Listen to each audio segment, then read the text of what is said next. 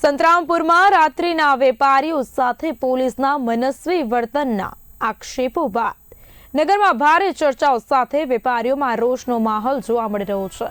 સંતરામપુરમાં 3 દિવસ પહેલા બનેલી ચોરીની ઘટનાઓ બાદ રાત્રે નાસ્તા પાણીના વેપારીઓને 11 વાગ્યા પછી દુકાન બંધ કરાવવા સ્થાનિક પોલીસનું દબાણ હોવાનો ગંભીર આક્ષેપ ઉઠ્યો છે।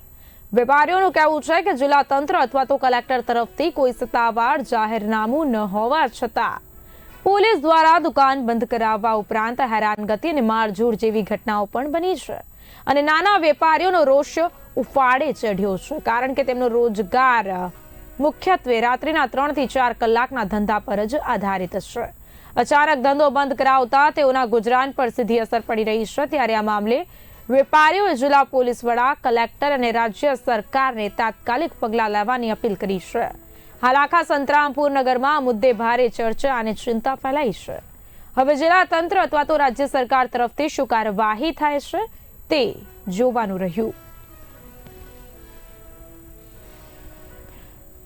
સંતરામપુરમાં પોલીસના મનસ્વી વર્તન સામે વેપારીઓમાં ભારે રોષ ફાટી નીકળ્યો છે। ચોરીની ઘટનાઓ બાદ પોલીસની કડકાઈના કારણે વેપારીઓમાં ચિંતા ફેલાઈ છે।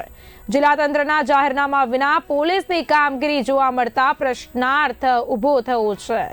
મહત્વનું છે કે વેપારીઓએ જણાવ્યું કે જિલ્લા તંત્ર અથવા તો કલેક્ટર તરફથી કોઈ પણ પ્રકારનું સત્તાવાર જાહેરનામું ન હોવા છતાં પોલીસ દ્વારા દુકાનો બંધ કરાવવા ઉપરાંત હેરાનગતિ અને મારઝૂડ જેવી ઘટનાઓ પણ બની રહી છે।